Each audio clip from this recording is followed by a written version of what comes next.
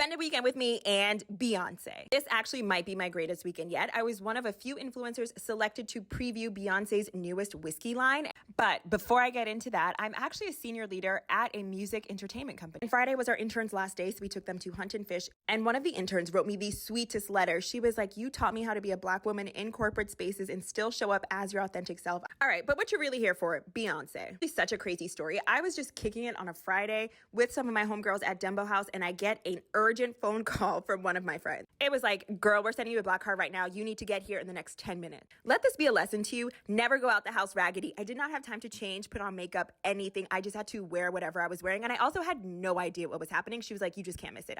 Also, keep in mind, they're not saying Beyonce's name because they can't announce it, but we're sort of putting context clues together based off of the bottle.